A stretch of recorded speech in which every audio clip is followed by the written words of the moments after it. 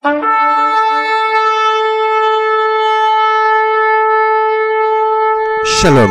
et bienvenue pour cette nouvelle vidéo. Aujourd'hui, une nouvelle vidéo qui s'intitule Les contradictions de Paul de Tarse, partie 7.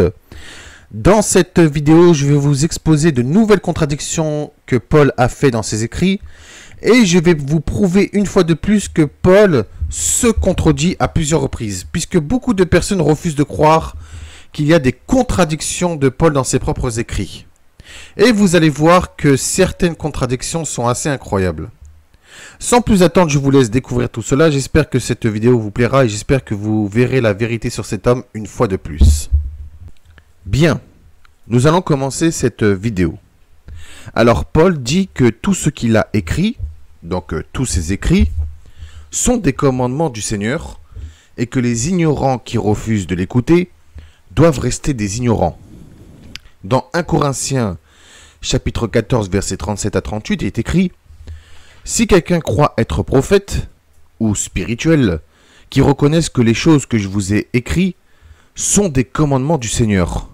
Et si quelqu'un est ignorant, qu'il soit ignorant. Donc là, c'est clair, hein? Tous ces écrits sont des commandements du Seigneur. Pourtant, grosse contradiction, puisqu'il dit qu'il donne son avis, car il croit avoir l'Esprit de Dieu en lui. 1 Corinthiens chapitre 7, verset 40. Donc, là, on voit qu'il donne son propre avis, mais qui croit que son avis peut provenir de l'Esprit de Dieu qui habite en lui. Qui donne des conseils par condescendance et non comme un ordre. 1 Corinthiens chapitre 7, verset 6. Et que même les vierges doivent l'écouter et suivre ses conseils, que lui-même donne, malgré que ses conseils ne sont pas des ordres du Seigneur. 1 Corinthiens chapitre 7, verset 15. Alors là, c'est assez incroyable, puisque Paul dit que tout ce qu'il a écrit, donc il fait une généralité, il dit tous ses écrits, sont des commandements du Seigneur, et que les ignorants qui refusent de l'écouter doivent rester des ignorants.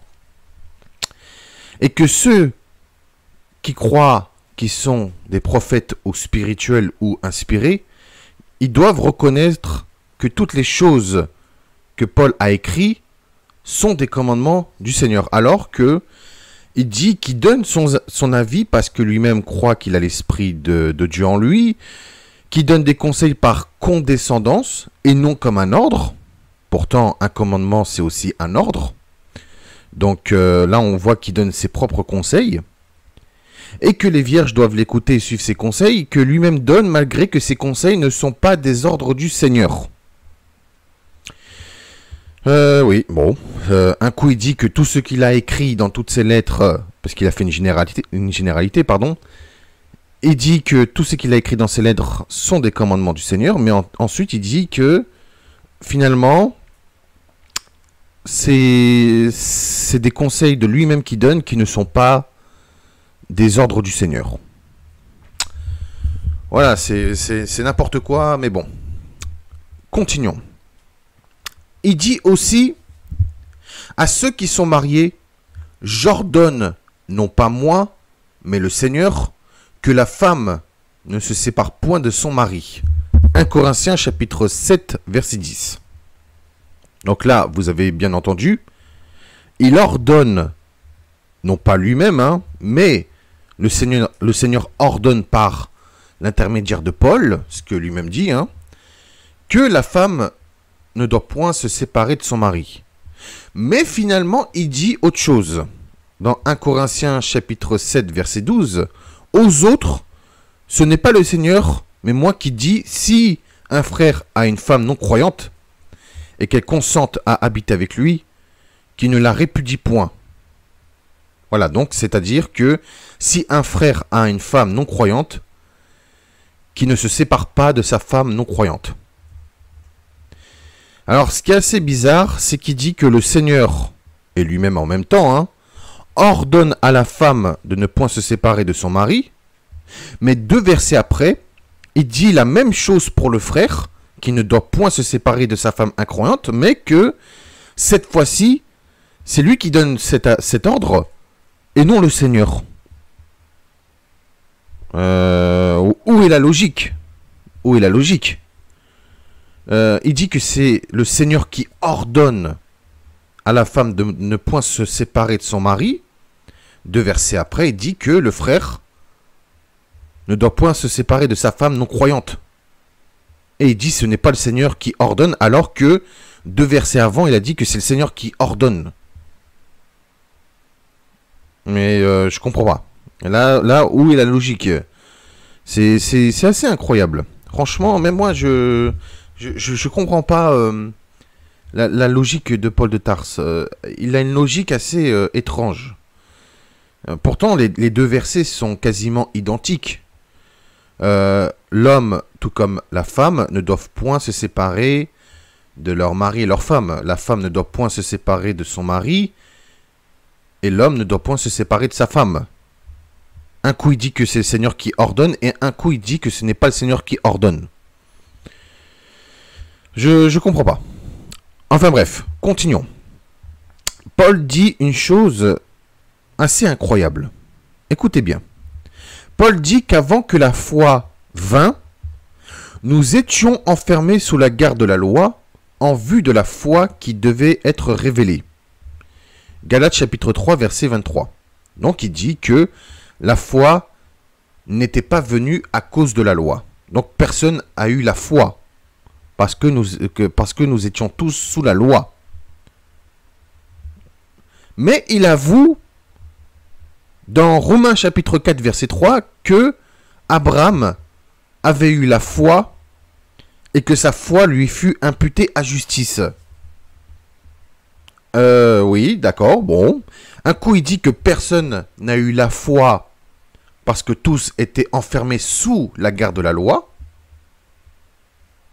Et ensuite, il déclare que Abraham a eu la foi et que sa foi lui fut imputée à justice, alors que personne n'était censé avoir la foi. Alors certains vont me dire, oui, mais Abraham a eu la foi avant le don de la Torah, et que la Torah n'était pas encore venue. Sauf que c'est complètement faux, puisqu'il y avait énormément de personnes, de prophètes, de pauvres innocents, et même des justes, qui avaient eu la foi avant et après le don de la Torah. Prenons un exemple dans le psaume 106, verset 12. Il est écrit « Et ils crurent à ses paroles, et ils chantèrent ses louanges. » Donc ils crurent, et ils ont eu la foi. Et ensuite, après avoir eu la foi, ils chantèrent pour la gloire de l'Éternel. Alors que David et ceux qui crurent, donc ils ont eu la foi, étaient sous la loi. Ensuite, il dit que comme la loi nous mène vers le Christ et que la foi est venue, nous ne sommes plus sous ce pédagogue. Donc nous ne sommes plus sous la loi. Galates chapitre 3, versets 24 à 25. Pourtant, beaucoup de personnes ont eu la foi. Marie, mère de Yeshua, elle a eu la foi quand elle a entendu les paroles de l'ange Gabriel. Quand l'ange Gabriel a dit qu'elle enfantera un fils qui sera le fils de Dieu et que son nom sera Yeshua, elle a cru. Joseph a cru aux paroles de Gabriel quand Gabriel a dit « Ne répudie point ta femme parce qu'elle enfante le Fils de Dieu ». Les prophètes ont eu foi en l'Éternel. David, il a eu foi en l'Éternel. Il a mis sa confiance en l'Éternel. Beaucoup de prophètes ont mis leur foi. Beaucoup de justes et d'innocents ont mis leur foi alors qu'ils étaient sous la loi, entre guillemets. Donc Paul a commis d'énormes erreurs. Et ensuite, il commet une énorme contradiction puisqu'il dit qu'Abraham ne douta point par incrédulité au sujet de la promesse de Dieu et fut fortifié par la foi donnant gloire à Dieu. Romains chapitre 4, verset 20. Et donc il avoue qu'Abraham fut fortifié par la foi, alors que la foi n'était pas censée être venue pour Paul. Donc c'est encore de graves mensonges de dire que la foi n'existait pas, mais qui dit qu'Abraham a eu la foi, et que nous étions tous enfermés sous la garde de la loi. Et donc, en disant cela, il dit que il n'y avait pas du tout de foi. Personne n'a eu foi. Oui, puisqu'il dit que avant que la loi vint, donc avant que la loi fait son apparition, mais la foi, ce n'est pas quelque chose qui arrive comme ça, dans un temps donné ou dans une génération donnée. Non, la foi, c'est une croyance personnelle, elle s'entretient. Toute personne de toute génération confondue ont eu la foi avant et après le don de la Torah. La foi, c'est croire en l'éternel. Tout simplement. C'est... Je comprends pas. La foi, c'est quelque chose qui s'entretient. Quand on croit en l'éternel, on croit en son existence. On a la foi. Tout simplement. Ce n'est pas question que nous sommes sous la loi ou pas. Là, à l'heure actuelle, beaucoup de personnes ne sont plus sous la loi et ils n'ont pas la foi. Donc, tout comme il y a eu des gens avant la venue de la Torah et après la venue de la Torah, il y en a qui ont eu la foi. Ça ne veut rien dire ce qu'il dit Paul. Avant que la foi vienne, nous étions tous enfermés sous la garde de la loi. Mais c'est n'importe quoi. Il n'y a pas une période plus propice qu'une autre pour avoir la foi. Toute personne en tout temps et en tout lieu ont eu beaucoup la foi. Dire que la foi n'est pas venue à cause de la loi est tout simplement un énorme mensonge. Donc, en disant de telles paroles, on voit clairement que Paul a commis encore une fois une très grave falsification de la parole de Dieu. Et donc, il a tordu les Écritures une fois de plus. Bien, continuons. Alors là, écoutez bien. Paul dit que le commandement qui mène à la vie lui mène vers la mort. Romains chapitre 7, verset 10. Pourtant, il dit que la loi est sainte et le commandement est saint, juste et bon. Romains chapitre 7, verset 12. Et au verset suivant, il dit que ce qui est bon n'est pas une cause de mort, ne le mène pas vers la mort. Loin de là. Romains chapitre 7, verset 13. Pourtant, dans le même passage, le même chapitre, le même verset, donc Romains chapitre 7, verset 13, Paul dit finalement que le péché se manifesta comme péché en lui donnant la mort par ce qui est bon. Oui, d'accord. Il a dit que ce qui est bon n'est pas une cause de mort qui ne le mène pas vers la mort. Et ensuite, dans la même phrase, le même chapitre, le même verset, il dit que ce qui est bon lui a donné la mort et lui a donné la naissance du péché. Alors qu'il vient de dire que ce qui est bon ne le mène pas vers la mort. Mais le péché se manifesta comme péché en lui donnant la mort par ce qui est bon. Par ce qui est bon. Alors qu'il vient de dire que ce qui est bon n'est pas une cause de mort et ne le mène pas vers la mort. Mais quoi? Et que par le commandement, il devint condamnable au plus haut point, alors qu'il a dit que la loi et le commandement sont saints, justes et bons. Romains chapitre 7, verset 13. Il a encore dit dans la même chose, hein, toujours dans le même chapitre, le même verset, la même phrase. Et donc, il revient à la même déclaration que Romains chapitre 7, verset 10, en disant que le commandement qui mène à la vie lui mène vers la mort. Oh là là. Bon, je vais résumer. Parce que je pense que beaucoup n'ont pas compris la très grosse contradiction de Paul de Tarse. Paul dit que le commandement qui mène à la vie lui mène vers la mort. Pourtant, il dit que la loi est sainte et le commandement est saint, juste et bon. Donc, le commandement est quelque chose de favorable pour la personne. Le commandement est saint, juste et bon. Donc, il donne le bien s'il est bon.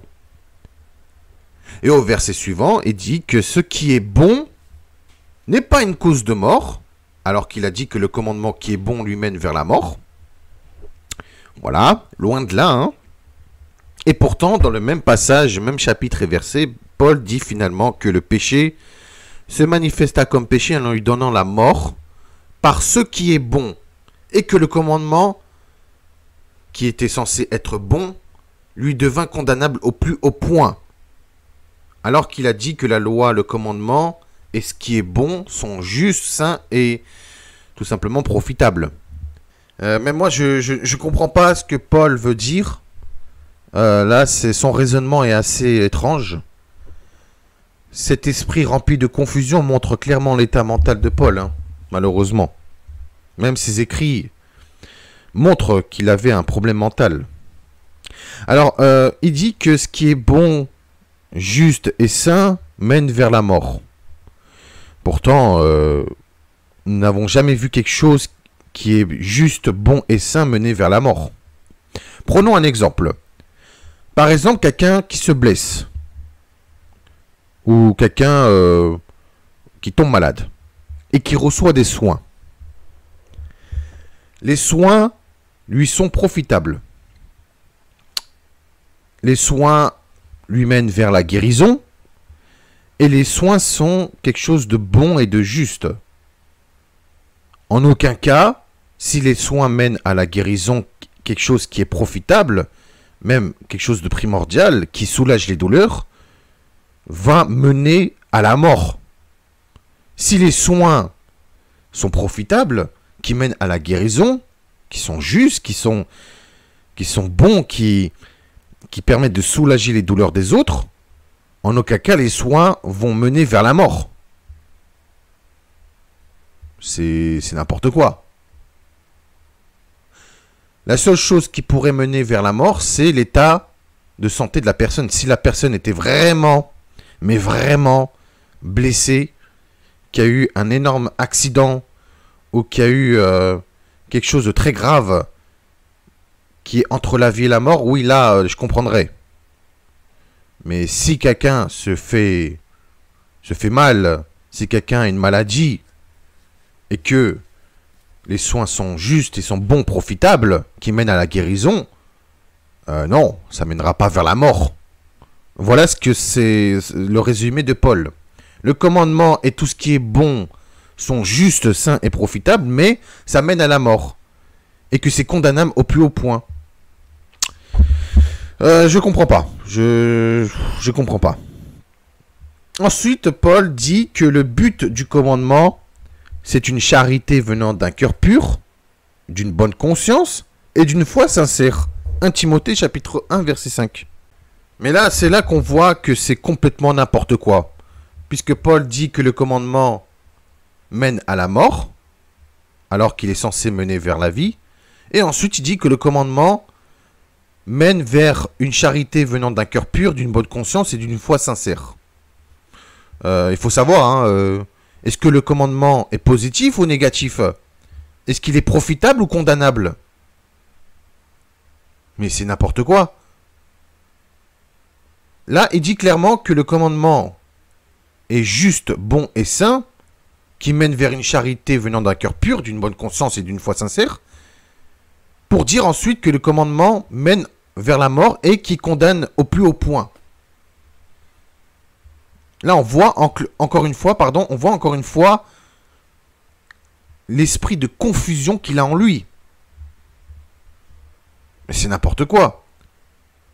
En plus, c'est là que ça devient très intéressant, puisqu'il dit que le but du commandement, c'est d'avoir une foi sincère.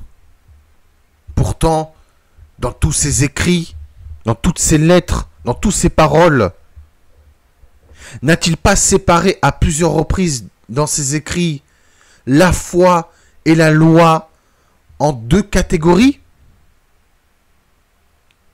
Puisqu'il a dit que nous ne serons pas justifiés par les œuvres de la loi, mais par la foi seule, qu'il n'y a pas de loi concernant la foi ou je ne sais quoi, donc la loi et les commandements, que à plusieurs reprises, il a séparé en deux catégories la foi et la loi, puisqu'il a dit que comme la loi est venue, la foi n'était pas venue, donc elle n'existait pas, mais une fois que la foi est venue, la loi a été rendue caduque, que nous ne sommes plus sous ce pédagogue. Et donc, qu'est-ce qui concerne la loi? Eh bien, les commandements. Alors qu'il dit le but du commandement, c'est d'avoir une foi sincère. Mais c'est là que Paul met la confusion auprès de tous, en disant même qu'il y a la loi de la foi. Romains chapitre 3, verset 27. Oh là là, là ça devient assez compliqué. La loi et la foi sont divisées en deux catégories, pour dire ensuite qu'il y a la loi de la foi. Bon, pour ceux qui ne comprennent pas, c'est tout à fait normal. Je vous comprends, hein, je compatis. Je vais résumer la logique de Paul en une phrase. Alors, il y a la foi seule, indépendamment de la loi et des commandements, mais que le commandement a pour but d'avoir une foi sincère, pour ensuite voir sortir une loi de la foi. Bon, waouh, ça donne mal à la tête. Je vous assure, ça donne vraiment mal à la tête. Paul dit: qu'ai-je en effet à juger ceux du dehors? N'est-ce pas ceux du dedans que vous avez à juger? Pour ceux du dehors, Dieu les juge. Ôtez le méchant du milieu de vous. 1 Corinthiens, chapitre 5, versets 12 à 13. Donc, pour lui, il est catégorique. Il ne doit pas juger ceux du dehors. Ce sera uniquement Dieu qui les juge, c'est-à-dire les impudiques, les idolâtres, les voleurs, les meurtriers, etc. Pourtant, écoutez bien, puisque c'est assez incroyable, il déclare qu'il a jugé dans son esprit, et absent de corps, un homme qui a commis l'impudicité comme s'il était sur place pour le juger directement. Et en plus, il a déjà jugé dans son esprit. Il est écrit dans 1 Corinthiens chapitre 5, versets 1 à 3. On entend dire généralement qu'il y a parmi vous de l'impudicité, et une impudicité telle qu'elle ne se rencontre pas, même pas chez les païens, alors que c'est totalement faux, hein. L'impudicité touche tous les peuples de la terre, et pas un peuple en particulier. C'est au point que l'un de vous a la femme de son père. Et vous êtes enflé d'orgueil, et vous n'avez pas été plutôt dans l'affliction, afin que celui qui a commis cet acte fût ôté du milieu de vous. Pour moi, absent de corps, mais présent d'esprit, écoutez bien, j'ai déjà jugé, comme si j'étais présent, celui qui a commis un tel acte.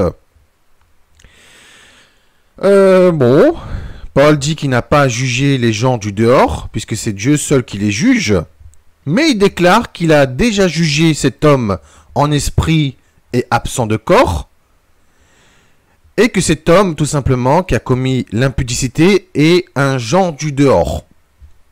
Alors là, franchement, c'est assez incroyable qu'il dit qu'il n'en a rien à faire de juger les gens du dehors, alors qu'il a déjà jugé un homme impudique. En plus, dans son esprit, hein, absent de corps. Oui, bon, j'ai pas de commentaire sur ça, mais n'est-ce pas honteux de juger les autres pour des méfaits alors que lui-même ne se juge pas pour ses propres méfaits et qui ne se sent coupable de rien? 1 Corinthiens chapitre 4 verset 3. Et de faire des reproches aux autres en disant qu'ils s'attirent sur eux-mêmes le jugement, qui sont inexcusables car en jugeant les autres, ils se condamnent eux-mêmes puisqu'ils font les mêmes choses. Romains chapitre 2 verset 1. C'est assez drôle puisqu'il dit aussi: qui es-tu, toi, qui juges un serviteur d'autrui? S'il se tient debout ou s'il tombe, cela regarde son maître. Romains chapitre 14 verset 4. Donc, Paul est lui-même inexcusable en jugeant les autres. Il se condamne le jugement de Dieu lui-même alors, puisqu'il fait les mêmes choses que les autres. Et donc, Paul, qui es-tu, toi, qui juges un homme impudique? N'est-ce pas à son maître de le juger? donc à l'Éternel Dieu seul. Ah oui, c'est vrai, il a dit, qu'ai-je en effet à juger ceux du dehors? Dieu, pour ceux du dehors, Dieu les juge. Ôtez le méchant du milieu de vous. Là, s'il n'y a pas de contradiction, franchement, c'est... Je vois pas... Qu'est-ce que je pourrais dire d'autre, hein? Mais bon. Et enfin, dernière contradiction. Écoutez bien. Paul dit que dans le Christ, nous n'avons pas confiance en la chair, c'est-à-dire en personne. Dans Philippiens chapitre 3, verset 3 est écrit « Car nous sommes la circoncision, nous qui rendons culte par l'Esprit de Dieu, et qui nous glorifions dans le Christ Jésus, et qui n'avons pas confiance en la chair. » Alors, déjà, lui-même avait dit à plusieurs reprises que la circoncision et l'incirconcision ne sont rien. Et là, il dit que c'est nous, la circoncision, qui rendons culte par l'Esprit de Dieu et qui nous glorifions dans le Christ Jésus. Pourtant, il a dit que ceux qui veulent que vous soyez circoncis se glorifient dans leur propre chair. C'est assez incroyable quand même, non? Pourtant, contradiction, puisqu'au verset suivant, Paul dit qu'il a de quoi avoir confiance même dans la chair, et que si une personne s'imagine pouvoir se confier en la chair, eh bien, il fera de même, et il fera confiance en la chair davantage que les autres. Dans Philippiens, chapitre 3, verset 4, est écrit, écoutez bien, « Bien que moi, j'ai de quoi avoir confiance même dans la chair, si quelqu'un d'autre s'imagine pouvoir se confier en la chair, moins davantage. » Alors, un coup, il dit que dans le Christ, il n'a pas confiance en la chair. Et le verset suivant, il dit que il a de quoi avoir confiance dans la chair, puisque lui-même fait confiance dans la chair. Et il en fait confiance davantage que les autres. Bon. De même que si lui-même ne fait point confiance en la chair et donc en personne, hein, puisque les êtres humains sont de chair et de sang, nous ne l'oublions pas. Hein. Pourquoi, lorsqu'il était arrêté, il avait plus de 470 gardes du corps pour protéger sa vie? Allez voir dans Actes chapitre 23, versets 23 à 24, et vous verrez qu'il avait 470 gardes du corps envoyés par l'armée romaine. Bien. C'est la fin de cette vidéo. J'espère que cette vidéo vous aurait plu et j'espère que vous aurez vu la vérité sur cet homme une fois de plus. Maintenant, il est grand temps d'abandonner Paul et ses doctrines mensongères qui égarent des milliards de personnes. Revenez vers le bon berger qui a donné sa vie pour les brebis. Qui a donné sa vie pour ses brebis. Yeshua est le bon berger qui a donné sa vie pour les brebis. Il est le seul berger et il a un seul troupeau. Et c'est brebis qui sont dans son troupeau entendent sa voix et le suivent partout. Abandonnez les faux pasteurs comme Paul de Tarse, ce loup déguisé en agneau. Abandonnez ceux qui viennent dérober les brebis du Seigneur afin de les égorger. Abandonnez ce voleur de Paul de Tarse, ce loup féroce déguisé en brebis ou en agneau. Et revenez vers Yeshua qui est le seul pasteur, qui est la seule porte qui mène vers la vie éternelle et vers la résurrection, qu'il est le seul chemin qui mène vers la vie éternelle. Il est le chemin, la vérité, la vie, et nul ne vient au Père que par lui seul. Si vous entrez par cette porte, c'est-à-dire par Yeshua, vous serez sauvés et vous aurez la vie éternelle. Et là, il y aura les sources d'eau de vie qui couleront, comme dit l'Écriture, et comme Yeshua l'a dit. Yeshua prendra soin de ses brebis. Il a donné sa vie pour ses brebis et il prendra soin de ses brebis éternellement. Revenez vers Yeshua et abandonnez ce faux pasteur qui est Paul de Tarse, ce menteur et ce voleur qui vient égorger les brebis du Seigneur. Je vous dis à très bientôt pour une nouvelle vidéo si Dieu le veut. En attendant, comme d'habitude, portez-vous bien. Prenez soin de vous et vos proches, c'est très important. Je vous dis shalom. Merci de m'avoir écouté.